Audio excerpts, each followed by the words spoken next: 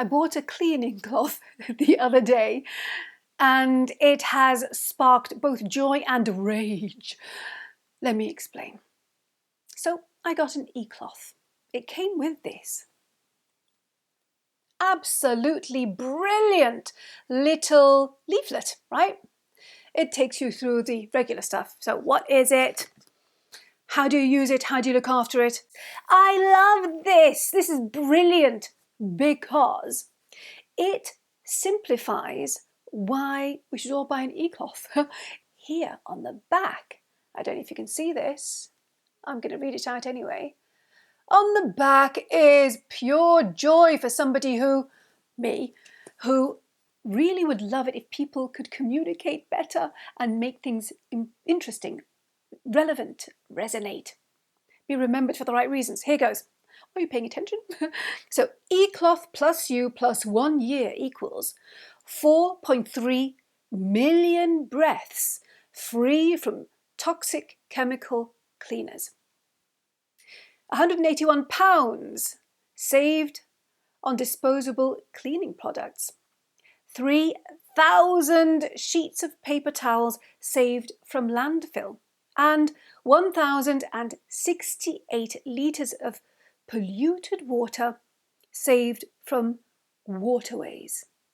This is based on a 3-bedroom household in the UK. The only thing that's missing from this is the money side of things. So how much it means that you save over the course of a year when you don't buy all those other things. It's brilliant because it simplifies really important things.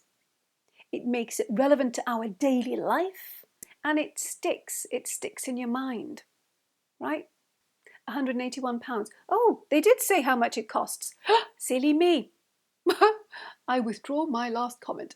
£181 saved over the course of a year, right? 4.3 million breaths a year. Wow. Clean air coming in.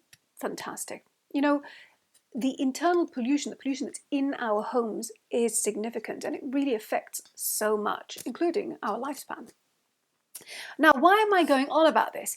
Because I am a broadcast journalist. I have spent decades on global TV interviewing people every single week.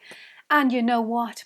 I just added up the number of hours that I have lost because people don't know how to get across what they know and do in a way that is interesting, that's relevant, that actually makes sense, that we care about. So when I'd rock up to interview somebody, say it was the main interview, we'd have a 3-minute interview as the main interview each week for a BBC World programme that I did, called Middle East Business Report, if you're interested. And we had lots of other smaller, shorter interviews as part of the reports that went into that programme, that weekly programme. So if you think about this, you show up, you set up, you speak with the person, and they don't know how to respond in a way that is interesting, in a way that anybody would really care about, let's be honest. Part of the reason is because people are the victims of their own knowledge, so they dig deep, but they don't make it relevant to the listener, to the other stakeholder, the person that they're speaking with. They don't state what they think is really obvious. Actually, it's obvious to you because you know all about it and you do it every day, but it's not obvious to other people. The simple sentence of, this is important because, is vital. Anyway, the upshot is that I would spend a very long time, hours sometimes, to get just a few succinct, brilliant answers. And it's not because these people were not clever or fantastic, not because the work that they're doing isn't important, but because they didn't know how to communicate it in a way that is relevant, that resonates, that is remembered for the right reasons, in a way that any of us should care about. But this company has. The e-cloth people have done this. And so I would love that time back. I calculated it. So imagine just 2 interviews a week. There was many more interviews that went into that programme. 2 times 3 hours each, because you'd have to sit and chat and extrapolate and actually realise, this is what you really need to say, and this is how it would be really interesting because there's a global trend going on that means that this work is really important and relevant, that kind of thing. 3 times 2, 6. 6 times 52 because it was a weekly program and I rarely took time off in those days. Silly me.